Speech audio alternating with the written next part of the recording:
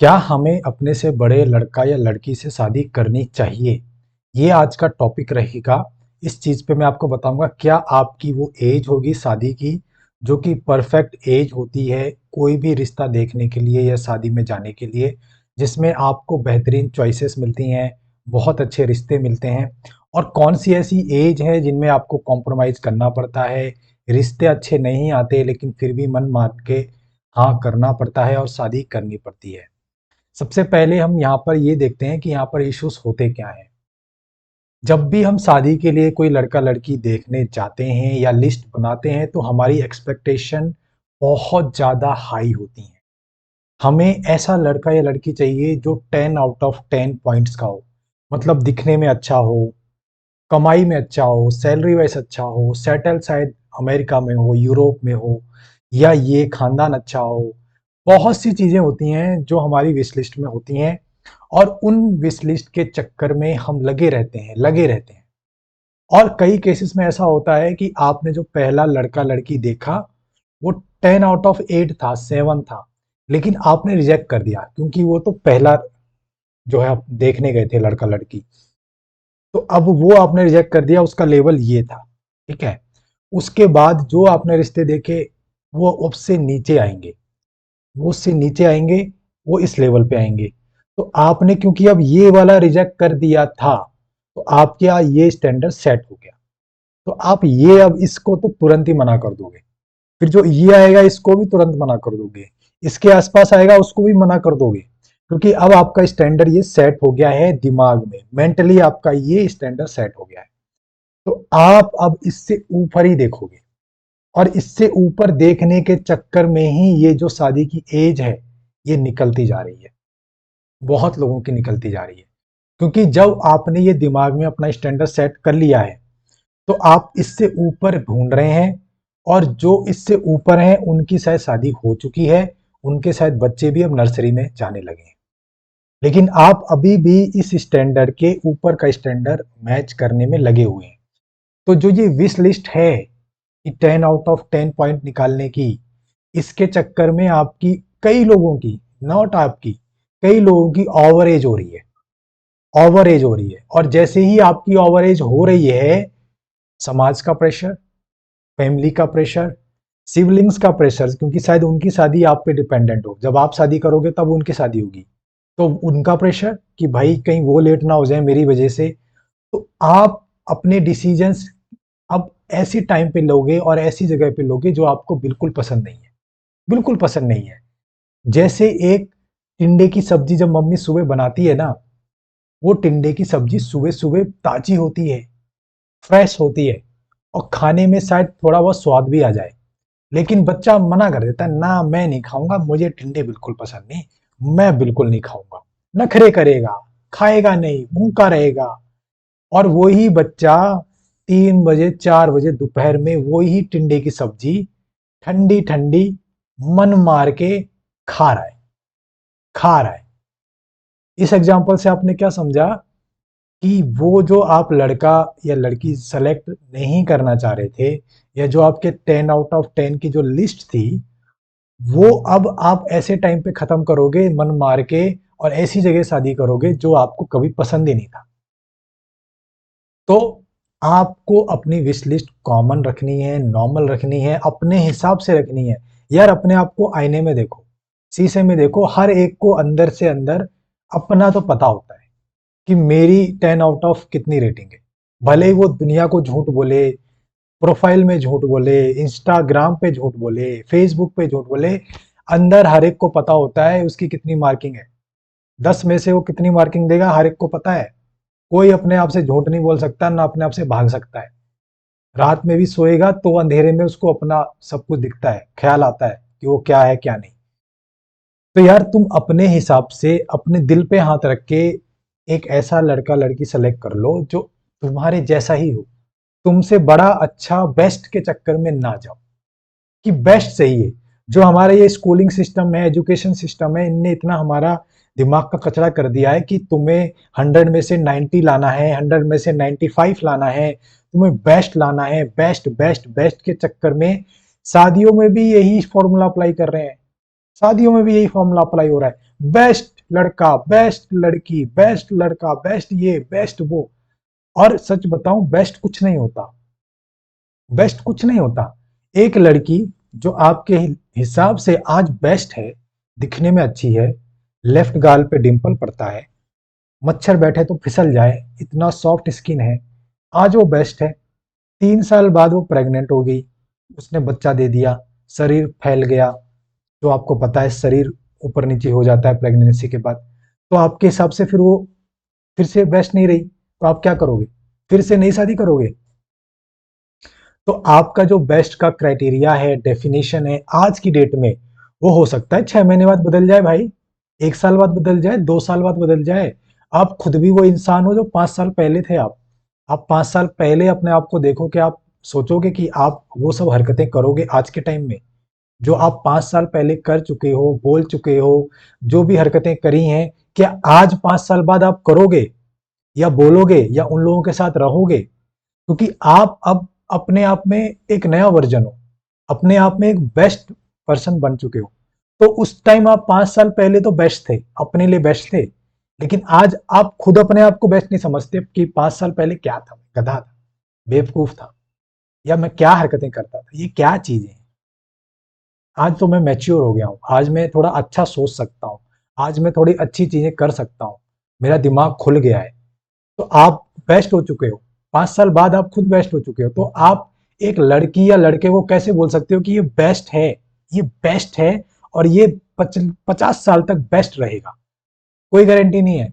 एक लड़का बहुत शरीफ, सीधा साधा, कमाता हुआ लाखों में, ऑन साइड में पोस्टेड, सब कुछ, खानदान अच्छा, माँ बाप का कलेश नहीं है, शादी सिबलिंग की हो रखी है, बिल्कुल परफेक्ट एक लड़की के हिसाब से। लेकिन शादी के बाद वो भाई दारूबाज हो गया, सिगरेट पीने लगा, दारू पीने लगा, पैसे जुए में उड़ाने लगा, गलत गलत आदतें पाल ली, फिर हो गया खेल। अब वो बेस्ट नहीं रहा, अब क्या करोगे? हो गया खेल खत्म, बेस्ट तो था शादी से पहले वो, अब बेस्ट नहीं रहा। तो इस बेस्ट के चक्कर में मत रहिए, इसलिए मैं बता रहा हूं कुछ बेस्ट नहीं है। आपको जो मिल जाए, जो ठीक ठाक आपके जैसा दिख रहा हो, जो ठीक ठाक आपके जैसा हो, आप जितना कमा रहे हो उससे 10-20 हजार ऊपर नीचे हो चलेगा। एक्सपेक्टेशन ऐसी मत रखिए आप 20 हजार कमा रहे हैं वो 1 लाख कमाता हो, आप 50 हजार कमा रहे हैं वो 1.5 लाख कमाता हो ना। आप अगर 70-80 हजार कमा रहे हैं वो 1 लाख कमाएगा, चल जाएगा। आप 50 हजार कमा रहे हैं वो 70-80 कमा रहा है, चल जाएगा। इनकम टैक्स स्लैब में नहीं आ रहे, दोनों की सैलरी मिलेगी, 1.5 लाख हो गए, बल्ले बल्ले हो गई भाई। वरना सैलरी, इनकम इनकम टैक्स में ही लोगों की जो 2 लाख आ रहे हैं, 50 हजार तो सैलरी टैक्स में चली जा रही है, हाथ में आ रहा है 1.5 लाख ही। तो ये बड़ी बड़ी सैलरियों के चक्कर में मत जाइए, ठीक ठाक सैलरी वाला पकड़ लीजिए। और आप दोनों मिलके दोनों मिलके आपके जो पैसे आएंगे वो आपको फाइनेंशियली फ्रीडम करेंगे, इंडिपेंडेंट बनाएंगे। पैसा आएगा तो खुशी अपने आप आएगी। आधे से ज्यादा जो शादियों में परेशानियां हैं, कलेश हैं, दुख का कारण है, वो पैसा ही है। पैसे की कमी की वजह से ही आप मेड नहीं लगा पा रहे हैं, आप वॉशिंग मशीन नहीं ले पा रहे, या आप एक कुक नहीं लगा पा रहे, आप ड्राइवर नहीं रख पा रहे, आप मॉल में कपड़े नहीं खरीद पा रहे, आप अच्छी जगह खा नहीं पा रहे जाके। ये पैसे का ही दुख है, पैसे का ही दुख है। आप एक दूसरे रेंट पे जाके रह नहीं पा रहे, फ्लैट पे रह नहीं पा रहे, कुछ अच्छी जगह ट्रिप नहीं कर पा रहे, हनीमून पे नहीं जा पा रहे, और फिर घर में अलग अलग तरीकों से लड़ाइयाँ और परेशानियां देखने को मिलती हैं। ये सब पैसों का ही दुख दर्द है। तो आप अपने जैसा वर्किंग वर्किंग पार्टनर पकड़िए। अगर वो लड़की है तो लड़की ऐसी ढूंढिए जो कमाती हो, पैसे कमाती हो, चाहे वो नौकरी से, बिजनेस से, कैसा भी। उसको ऐसा मत पकड़िए जो बिल्कुल ही काम काम नहीं करती या बिल्कुल कमा नहीं रही। उनके कलेस अलग हैं, उनकी प्रॉब्लम इश्यूज अलग होती हैं, जो शादी के टाइम में स्टार्ट होती हैं। उस पे मैं वीडियो कभी और बना दूंगा, वरना वीडियो बहुत लंबा हो जाएगा। शॉर्ट में आप ये समझ लीजिए, लड़की एटलीस्ट आपको कमाने वाली चाहिए। उससे आपकी दो चीजें समझ आती हैं कि ये कमा रही है, कोई इसे पैसा दे रहा है नौकरी में, मतलब दिमाग तो ठीक ठाक है, सोचने की शक्ति है, कैपेबिलिटी है, लोगों को मिलने की, लोगों से बात करने की, अपना कुछ इंडिपेंडेंट सोच कर रखने की, और घर में छोटी मोटी बातों पे तन तन करने की, चै चै करने की आदत ना हो। तो ये चीजें खत्म हो जाती हैं, आधी चीजें सॉर्ट हो जाती हैं अगर वो काम करने बाहर जाती है 6-7 घंटे। सास बहू का कलेश खत्म हो जाता है जब सास के सामने रहेगी ही नहीं आधे घंटे या 6-7 घंटे, तो ऐसे ही इशू कम आएंगे। सास को मिलेगा ही क्या मौका, क्या क्या बोले इसको, क्या बोले, आधे दिन तो रहती नहीं घर में, तो आधी चीज तो वहीं खत्म हो जाएंगी। तो इसलिए वर्किंग वाइफ बहुत परफेक्ट होती है। फाइनेंशियल जो आपको डिसीजन लेने में हेल्प करेगी। कुछ भी आपकी नौकरी चली जाए कल को, कोरोना के टाइम में जैसे गई थी लोगों की, रिसेशन आ जाए, तो एक तो पार्टनर होना चाहिए जो कमा रहा हो, कहीं से तो पैसा आना चाहिए। उस टाइम में आप कुछ अलग अपना ट्राई कर सकते हैं, कुछ अलग फ्लैट खरीद सकते हैं, दोनों सैलरी मिला के कुछ भी कर सकते हैं। तो बहुत से अच्छे रीजन हैं कि अगर दोनों पार्टनर अर्न करते हो, सैलरी आती हो, तो बहुत अच्छी चीज है। आते हैं अपने टॉपिक पे कि भाई कौन सी एज पे आपको, मतलब कौन से पार्टनर की किस एज पे शादी करनी चाहिए। अगर आपकी 30 साल से नीचे आपकी एज है और आप शादी के लिए देख रहे हैं, तो आपके पास बहुत अच्छे मौके होते हैं, बहुत अच्छे चांसेस होते हैं कि आपको आपका मनपसंद का पार्टनर शादी के लिए लड़का लड़की मिल जाएगा। अगर आप जिस एज में देख रहे हो, चाहे वो आप छोटा देख रहे हो बड़ा देख रहे हो, मिल जाएगा। आपकी शर्त ये है कि 30 साल से नीचे आपकी उम्र होनी चाहिए। 26 है बेस्ट एज, 27 बेस्ट एज, लेकिन आजकल उस एज में कोई करता नहीं है। उस एज में शायद हम अपनी जॉब में ज़्यादा ध्यान देते हैं, कमाने में पैसा ज़्यादा ध्यान देते हैं, सेटलमेंट में ज़्यादा ध्यान देते हैं, जो पूरी ज़िंदगी सेटलमेंट होता ही नहीं कभी, लेकिन उसी में ज़्यादा लगे रहते हैं। उस टाइम आपको बहुत अच्छे लड़का लड़की मिल सकते हैं जब आप अपनी नौकरी में ज़्यादा एनर्जी दे रहे हैं या ज़्यादा टाइम दे रहे हैं। उस टाइम किसी को शादी का ध्यान नहीं आता ना कुछ। तो अब जब आप शादी देख रहे हैं, अगर आपकी एज 34, 35, 36 हो गई है, तो एज के टंटों में ना पड़े, बिल्कुल एज क्राइटेरिया हटा दें। 1-2 साल अगर आपके ऊपर नीचे है, शादी कर लें। शादी आपके लिए बहुत जरूरी है इस टाइम पे, क्योंकि जैसे जैसे आपकी एज बढ़ेगी, आपके फ्रेंड सर्कल में उनके जो बच्चे हो चुके होंगे, नर्सरी में जा रहे होंगे, फोटो व्हाट्सएप पे दिखेगी, फेसबुक पे शादियां दिखेंगी, आपका डिप्रेशन बढ़ता रहेगा मेंटली। आप मेंटली डिप्रेस होते रहेंगे, आप मेंटली अलोन फील करेंगे, और मेंटली आपको ये समझ आने लग जाएगा कि यार इतने मैंने लड़के देखे, इतनी मैंने लड़कियां देखी कि आधों ने मुझे रिजेक्ट कर दिया, आधों को मैंने रिजेक्ट कर दिया, दिमाग में जो भी हो, लेकिन एक रिजेक्शन वाली फील आने लग जाती है, रिजेक्शन वाली फील आने लग जाती है। इस रिजेक्शन वाली फील को मत आने दीजिए, क्योंकि जैसे जैसे ये उम्र बढ़ेगी, एज बढ़ेगी, आपकी रिजेक्शन वाली फीलिंग आपके अंदर आने लग जाएगी कि मैं रिजेक्टेड पीस हूं, मैं रिजेक्टेड माल हूं भाई, मुझे कोई नहीं ले रहा या ले रहा। जो ये बहुत डिप्रेशन की तरफ आपको ले जाएगा, सैडनेस की तरफ ले जाएगा। तो उस केस में मत जाइए। फिर ऐसे केसेस में क्या होता है, जब एज आपकी 36-37 हो जाती है, डिवोर्सिस से शादी करनी पड़ती है। फिर डिवोर्सिस वाले रिश्ते ही मिलेंगे और फिर उनसे ही शादी करनी पड़ती है। ये जीवन का सत्य है। मैंने बहुत से क्लाइंट देखे हैं अपने, जो इस एज में जाके फिर एक डिवोर्सी से शादी करके फिर बहुत खुश हैं, वो सेटल्ड हैं। कंपेंसरशिप बोलते हैं भाई, कंपेंसरशिप मिल गई हमको, एक दूसरे को समझते हैं जी, आपस में रहते हैं, कोई कलेश नहीं, घर में आके एक दूसरे को जानते हैं, समझते हैं, वो मुझे समझती है, मैं उससे समझता हूँ, बस यही हमारा प्यार है, और उसमें ज़िंदगी सही कट रही है। बस उनका दुःख क्या होता है कि ये थोड़ी अकल पहले आ गई होती, 30 साल में, हमारे 28 साल में, तो शायद हमारी ज़िंदगी कुछ अलग होती, कुछ अलग तरीके से शादी होती, कुछ अलग तरह का प्यार होता, बच्चे शायद टाइम पे हो जाते, बच्चे नर्सरी जा रहे होते या 10th में जा रहे होते या 5th क्लास में जा रहे होते, तो ज़िंदगी अलग होती। लेकिन अब जो है, जो है, हमें तो आज साथ रह के ज़्यादा मज़ा आता है। यही हमारा प्यार है। तो उस एज में जाके फिर डिवोर्सिस से शादी करनी पड़ती हैं, जो कि अपने आप में एक बहुत ही डिमोटिंग फैक्टर है। और हर एक को अच्छा नहीं लगता, क्योंकि वो खुद डिवोर्सी नहीं है, तो वो खुद एक डिवोर्सी से शादी नहीं करना चाहता।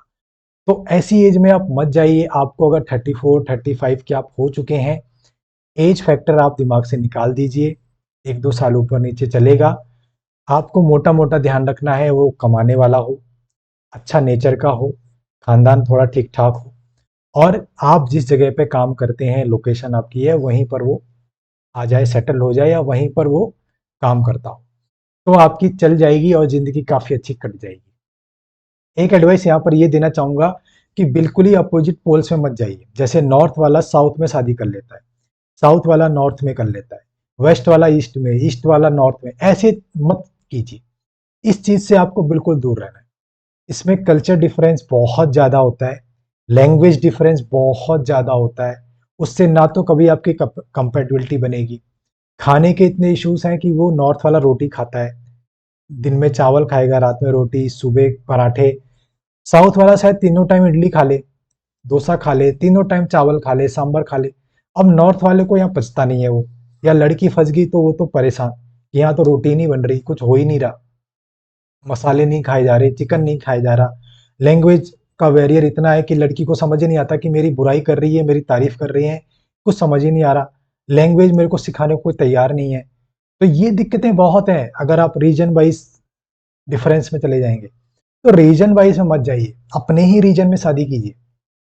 कल्चर डिफरेंस ज्यादा ना हो, ऊपर आसमान नीचे ऐसा कल्चर डिफरेंस मत कीजिए, वरना ये आपको ही दिक्कतें करेगा शादी के बाद।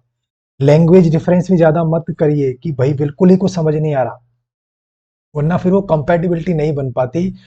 वो बस फिर फॉर्मेलिटी रह जाती है कि बात कर ली, थोड़ा हंस के बात कर ली, फंक्शन में चले गए, बस इतना ही चीज रह जाती है। उससे आगे कोई हेल्प, कोई गहन रिश्ता या कुछ ये चीजें नहीं हो पाती डेवलप। आई होप आपको समझ आया होगा कि कौन सी एज में आपको अपने से बड़े पार्टनर से शादी करनी चाहिए, कौन से पार्टनर में क्या क्वालिटीज देखनी चाहिए। अपनी जो लिस्ट है, विश लिस्ट है, उसको ज़्यादा बढ़ाइए मत, शॉर्ट कीजिए। जैसे जैसे आपकी एज बढ़े उसके उस लिस्ट को और छोटा कीजिए, और अपने जैसा पार्टनर, थोड़ा ठीक ठाक अपने जैसा दिखने वाला शादी कीजिए। आप दोनों मिलोगे, आप अपने आप को बेस्ट बनाइए, आप एक दूसरे को बेस्ट बनाइए, और यही आप बेस्ट हो। जो आपको मिल गया वही बेस्ट है, उसको ही बेस्ट बनाइए। और बोलिए कि तू, मैं मिल गए हैं, ना मैं तुझे छोड़ूंगा, ना तू मुझे छोड़। ऐसे ही जिंदगी चलाएंगे। यही जो गाड़ी के पहिए हैं, चाहे गड्ढे आए, चाहे स्मूथ रोड आए, चाहे कच्ची रोड आए, झटके आएंगे, ऊपर नीचे जाएगी गाड़ी, लेकिन छोड़ेंगे नहीं साथ। हम बेस्ट बनेंगे, बेस्ट। इसी मैसेज के साथ मैं ये वीडियो खत्म करता हूँ। आई होप आपको कुछ अच्छा मिला हो। कमेंट में बताइए क्या आपके क्वेश्चंस हैं। लाइक कीजिए वीडियो, चैनल को सब्सक्राइब कीजिए। Thank you.